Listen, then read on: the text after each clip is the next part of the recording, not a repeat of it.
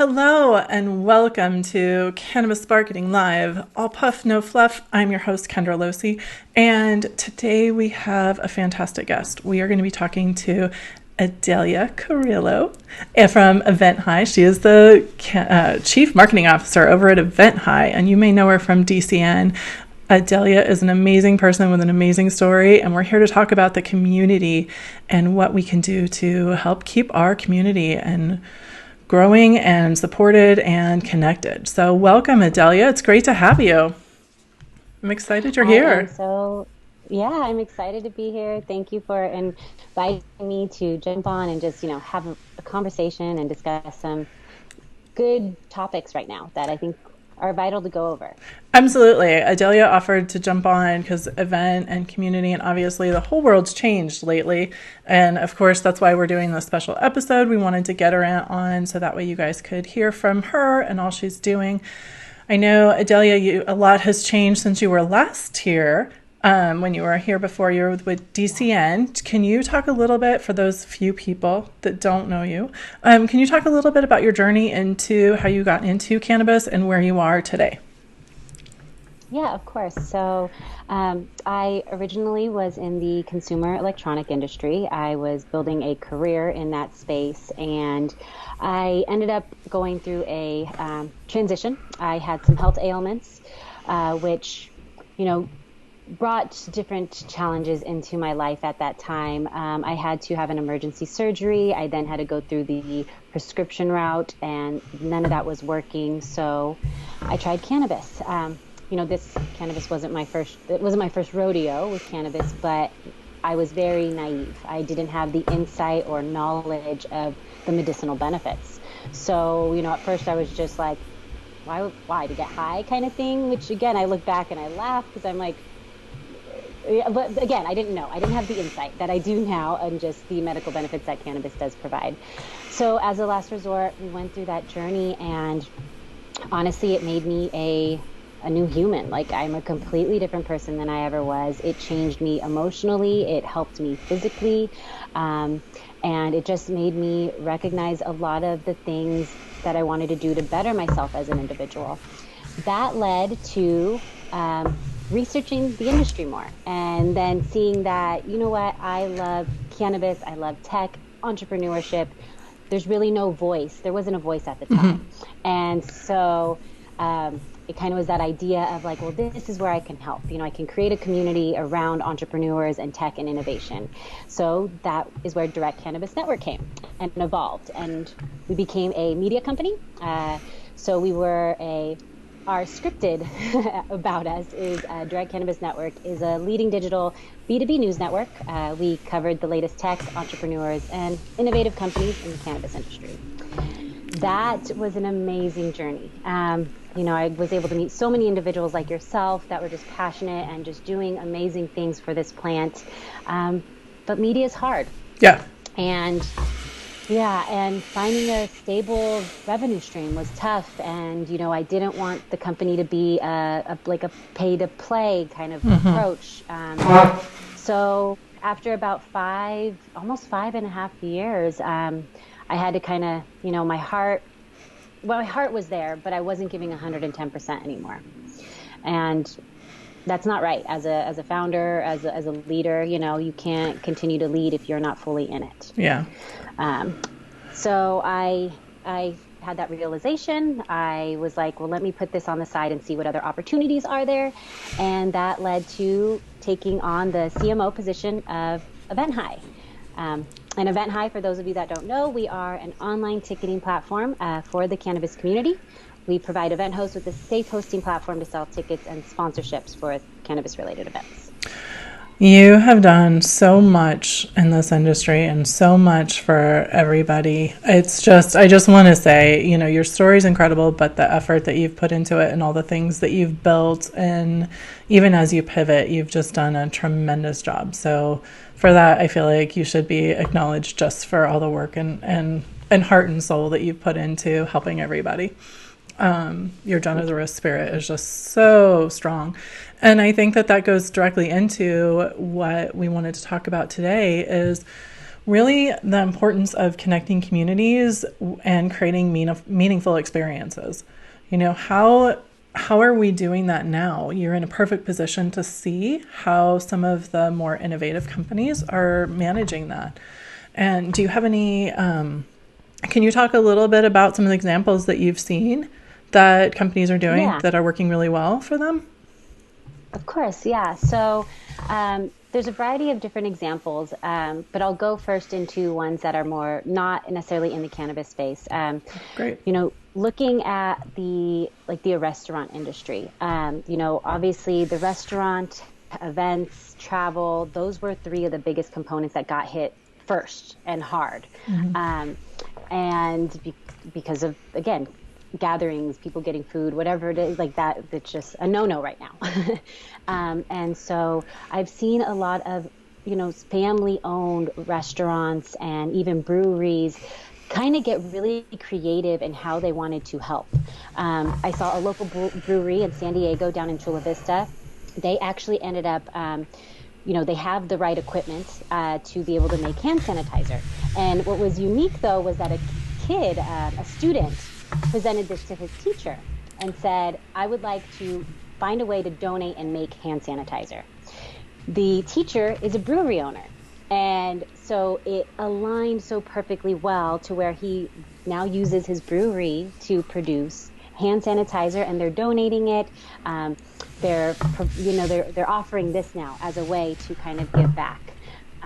So that was really that's great. Yeah. Approach, Yeah. Restaurants. This one's more of a personal example. My sister is a manager for a local family-owned restaurant, and they actually now are doing they're doing pickup, so you can order in, but they also now are working with their the person who handled their produce. So the produce guy is giving them all his produce and meats and everything, and they're now selling it for him, which now helps this guy plus this restaurant be able to provide some more to be able to kind of survive through this. The other thing is too, which is funny, out of all this, restaurants can now have you pick up alcohol, I know, right? To go, right? So that is that's it does help. It does help these businesses. Yeah, definitely. And then the same thing now looking at the cannabis space. A lot of companies are utilizing their own facilities to also make hand sanitizer, whether they're donating it or selling it or white labeling it. They're finding different ways and resources to utilize so that they can give back through this time. It's just so amazing. Just one thing that that's really struck me is the innovation that's coming out of just how flexible, right? Like a brewery making hand sanitizer, and some of the different innovations that I've seen, whether it's restaurants becoming like a little local bodega. There's one near me in San Diego that's doing the same thing in terms of they've just turned the front of their store into a market. But it's just so fascinating to me. And when we start to look at the cannabis industry and CBD, it's interesting for me to see how different companies are responding, or if they're choosing to respond. But one of the things that has really struck me and that I've always loved about this industry is just the community. So the community of people who are working in the industry, the community of people who are using cannabis, it's just the people in it are phenomenal.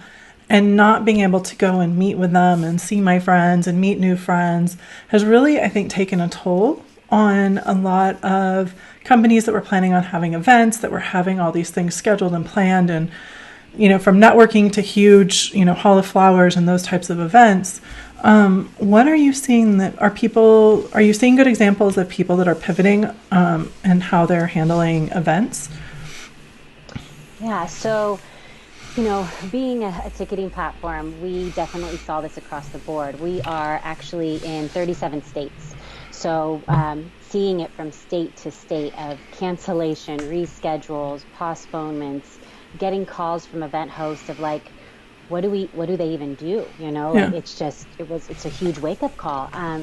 So as a team, we had to really obviously first take it in personally as a team and see, could we survive? How would we survive through this? And what should we do? And how can we help?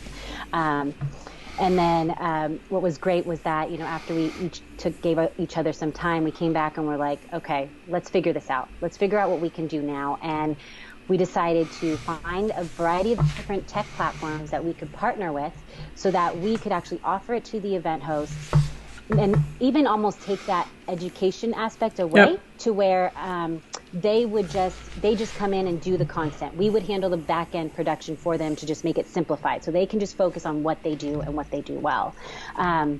And that's what a lot of them are doing. They are looking at pivoting and moving towards virtual events to educate. They're going to Instagram Live. They're, doing Facebook Live. They're getting out there and they're educating and still connecting. And that's what's vital because obviously the cannabis industry, we do not have the proper opportunities when it comes to advertising our businesses or services. Right.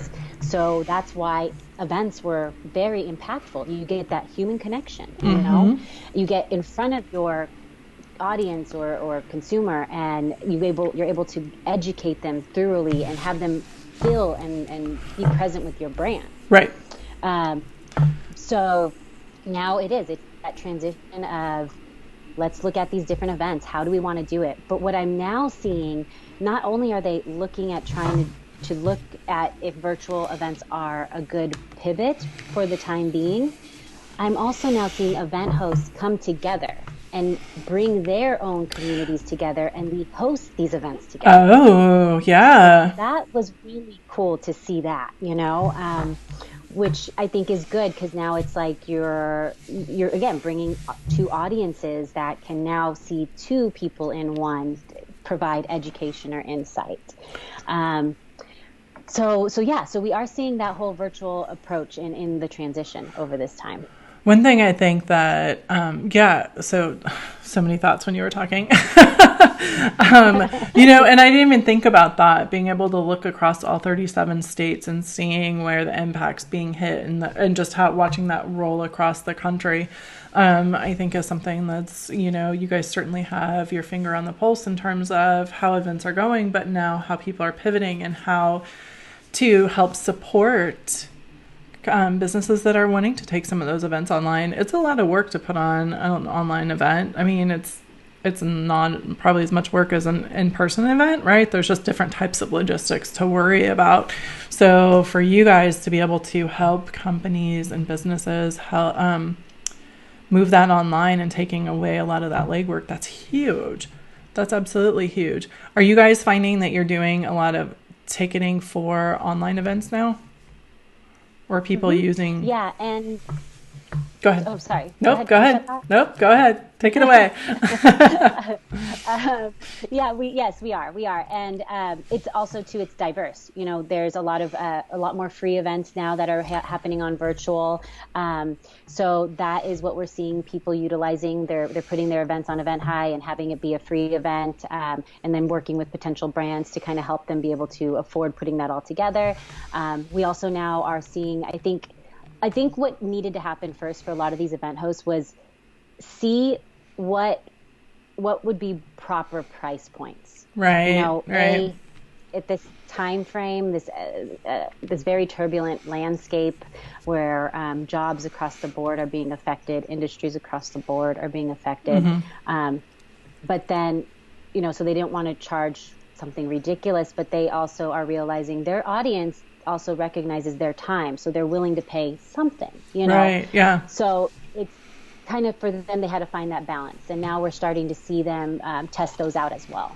It's really interesting. It's not in the industry, but I think I wouldn't be surprised if people are doing this, but my yoga studio that I like to go to is doing, actually tonight, a full moon meditation, and they're combining it with chocolate. So they actually had you put in your address and they're shipping chocolate to you for part of the meditation to make it like a more combined sensory experience, which I think you could easily do that with CBD, right? Not cannabis, obviously, but you could do that with CBD, or if it's a local, with a cannabis delivery in partnership with a dispensary, there's probably some way you could work that around, like two separate things but combined. It was a really interesting thing for me, but it's, part of that experience is not just watching something, right? Because it's only one sense, really. Well, two, when you start to look at the audio. Have you seen anybody doing anything like that for as far as events are going?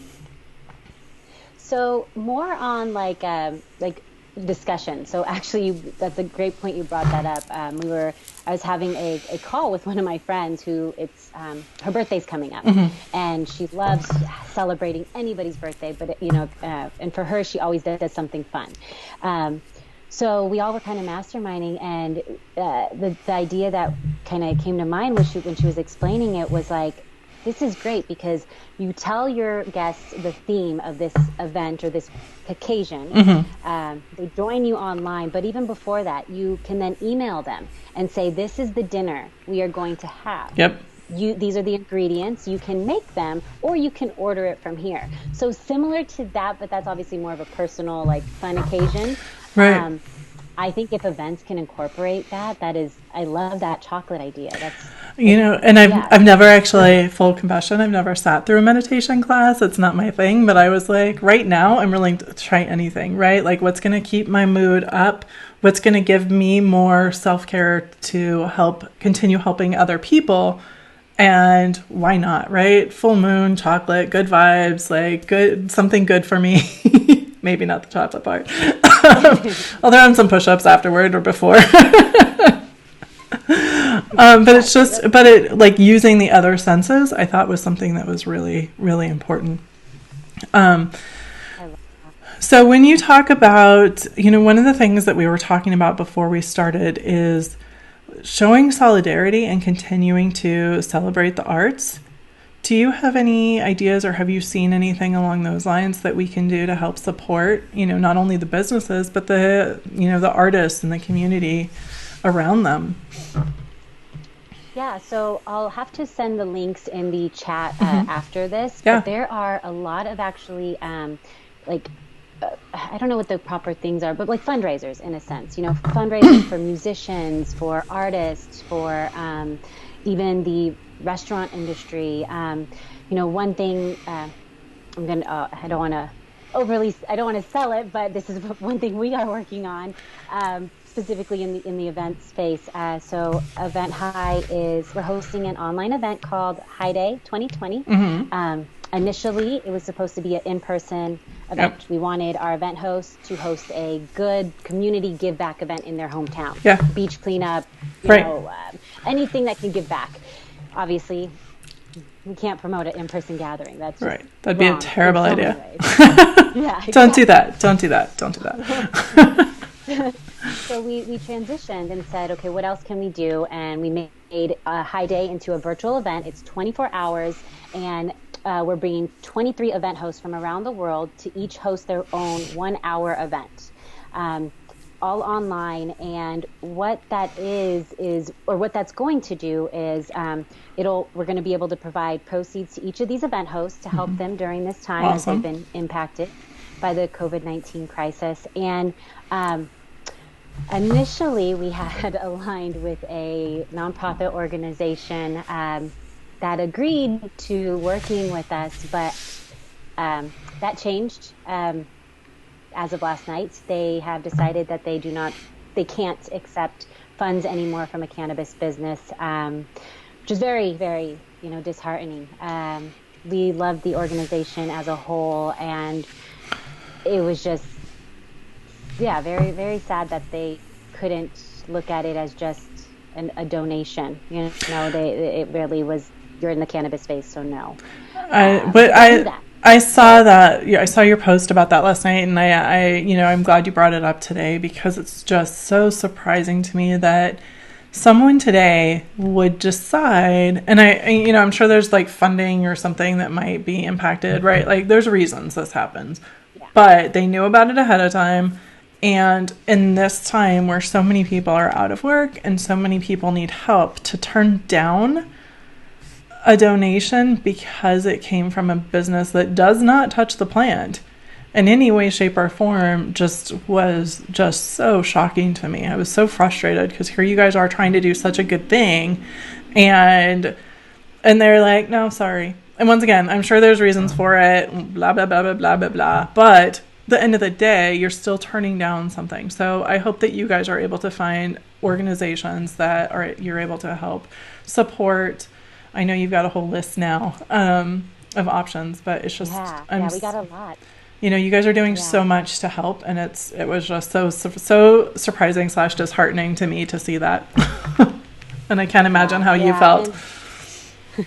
Right? And that's the thing. We're like, if this was a couple weeks ago, okay, but I think maybe the person who said yes didn't think it would get a lot of exposure. I don't know. Right. Maybe it was just more like, oh yeah, sure, it's a donation. And then they started getting tagged in all these different things in the press release. I don't know. Who knows? It's just so crazy. So, but you have potential donations. Got a lot. We got a lot of different organizations now that we can look at. So our main focus, because it's less than 2 days away, is just focusing on, making sure it's a successful event for these event hosts, getting the word out there, and then looking at everybody's recommendations and finding one that, again, realigns with our company as a whole. That's so awesome. Yeah, keep it up. Keep up doing what you're doing. And I'm glad you brought up the event, because you guys are putting on a phenomenal event. I was looking through it. I was like, how many can I sit through? Like, what's my day look like? Now I've got to try and rework my meetings around those sessions. Well, now you have events too that you can watch for the next week, because you have access to that. So it's true. Watch who you want to watch live, and then the next few days just have a little, instead of a Netflix binge, it's a cannabis event binge. Totally. Absolutely. And along those lines, one of the things that I don't normally plug my stuff either, but I'm part of a eCam, which is what I use for these shows, is doing a leap into live streaming boot camp, basically. And it's 3 days. It's a virtual summit, and I'm one of the presenters, and I'm going to be talking about creative ways to use live streaming in regulated business industries. But there's also a ton of information about how to use live streaming and best practices and things. And once again, it's a free workshop. It's a free summit. So if anyone's interested in learning more about live streaming, that's my plug. Because it's relevant, right? Share that with me. Yeah, as people are starting... We'll share that with our community. Oh, thank you. Because as people are starting to do this, which takes me to the next topic I wanted to talk about, is what other options are there that you're seeing that people are using for classes, whether it's concerts or church services or anything along those lines where we can continue to connect, and just make those, because those connections are going to be so important right now. So important right now as everyone's isolated. What have you seen in terms of the technology part, or more? Whether are there platforms that you recommend, but also just anything that you've seen done well, right? Okay. Yeah. Let's see. The dance parties. Ooh. I am so in love with all these dance parties. I only did one, but I creep in and I'll jump into one, and I'm like, oh yeah, this is cool. But those are really awesome. We have actually partnered with a company called Crowdcast, and they have a really simplified process in their platform for virtual events. There's also these larger scale platforms as well that are more conference-like. So you've probably experienced them. I haven't yet, but they have booths you can go to and different rooms, right? Yeah, I've seen one or two of those, but I haven't. I mean, I'm always in person, right? Yeah. Yeah. So that has been cool. But going back to the events, I think what's very important right now, and kind of you already brought it up, is these meditation or these yoga events. That kind of healing and connection, I think we all need. Mm-hmm. So those are very important that I'm seeing a lot of. And I think a lot of people are also coming out of their shell. A lot of people are now doing these Instagram lives just to connect and be real. Not be real, that's the wrong word. Just get out there. And we're seeing people that probably wouldn't have done this before, just kind of connect and show who they are. And it's really cool. You're totally, absolutely right. One thing that I've noticed is that, so I teach social media. And in every class I teach, I ask them to do a video. And I would say maybe there's a quarter to a half of people who are like, oh no, I don't want to be in front of the camera, period, right?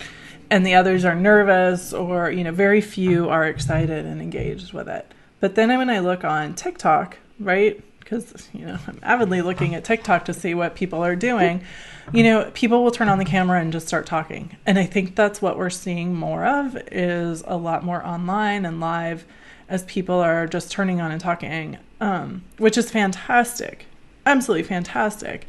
But you're going to get much more of an audience if you create that event, if you promote it, if you actually do the things to get people there. So it's one thing to turn it on and just go live. Absolutely great. Keep doing it, you guys. But it's another to be able to actually bring people in. And that's where you guys come in terms of what you're doing and helping people, drive attendees, but also like, here's the platform, here's how you do it. It's fantastic. Yeah, well, I mean, you bring up a great point, because that does, when we kind of move forward through all of this, they'll be able to reconnect via email with these individuals, and they can offer more, or however it may be. It does put a little bit more effort, but it does help, I think, in the long run. Just being able to connect with them after. I don't know. You definitely bring up a good point in putting in those extra steps to doing what they're doing. Right. It's one thing, once again, when I go live, if I just go live, I don't expect anyone to watch. Sometimes there's a ton of people, sometimes there's no one. Great. It's fine. But when you do stuff like this and actually have the Facebook event and actually, work with someone like you guys over at EventHi, where you're able to actually put a plan around it, you're going to do more and do better. Everyone's been having to figure out how to pivot and move their stuff online, whether it's the late night TV shows, which has been fascinating to watch them try and maneuver that, to church services. And I have friends that have been hired to help their churches stream their services and things to everyone's having to move stuff online. So how quickly you figure it out and really help stay connected with your audience is going to, help you in the long run. You bring up a good point too on that. So, companies that necessarily can't offer something right now, or maybe, just understand that their product is not an essential item right now, they are also realizing, okay, then let's focus on education. Let's find a way to still build presence. So again, even if hosting these free events and you're providing something of value, that is huge for a brand, any kind of brand. Real estate agents are doing Zoom walkthroughs and hosting all these different things. So any way that you can still bring value, education will always be the forefront of that. So. And the other thing I just want to put out there is, the bigger deal you make it, the bigger deal people are going to assume that it is. So if you guys snuck in your 24-hour thing, your event, no one would know about it, but no one would think it was a big deal, right? You have to do that. Yeah. You have to, if you have an event and you're working on that, you want to have that plan. You want to be working, and whether you're promoting it yourself or reserving and selling tickets, like Adelia was talking about, and there's no reason you shouldn't be, and working with EventHi, the more you put that plan in place, the more people are going to take it seriously and know that you put that time and energy behind it.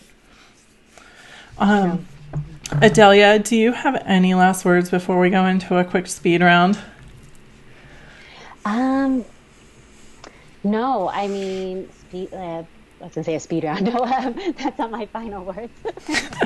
I think, so I just had a wake-up call.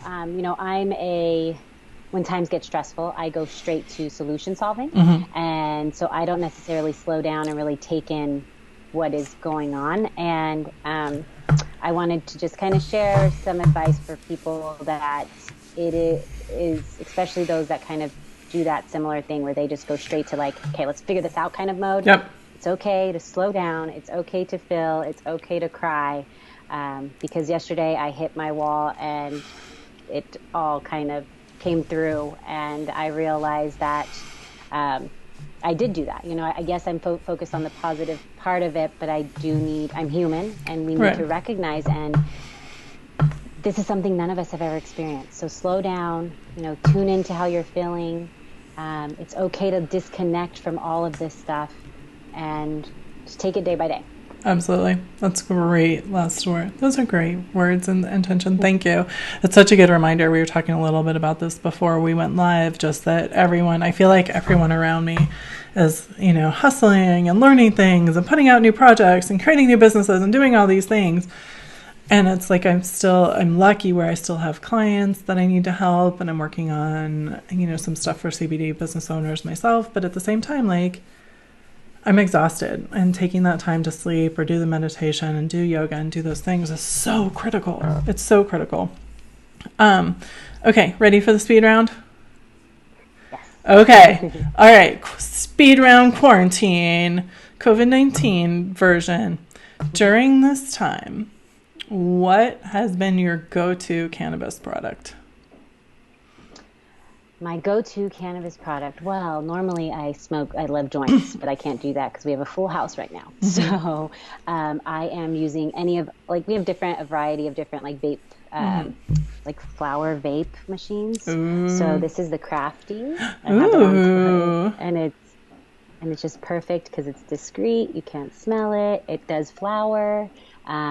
So it's not nothing wrong with vape pens, but this one I still get my flower. Ooh, look at that. Awesome. Are there any books or publications or podcasts that you've been paying attention to during this time? I always listen to the 20-minute VC, so I'm kind of just tuning into more of my favorite podcasts. No, just the normal ones that I normally do, but I am looking at trying to find new ones, so that's kind of cool. I'm getting to scroll and have more time instead of just going to my same ones every day. Absolutely. But I haven't added any new ones yet to the daily routine. I will say that one that I've listened to once, and I actually went there and listened to it again recently in the last 2 weeks, is called Fighting Fred. And it's about Fred Rogers, and they actually did about 10 episodes and interviewed people around him, but it's basically about what it means to be a good person. And just I found it really quiet and joyful, and I'm not one to cry, but it did make me tear up in a few spots just because, what does it mean to be a good person, and how can you give back and help others during times like this? So it was a really good one to listen to recently. And then my last question for you is, where can people find you if they want to connect?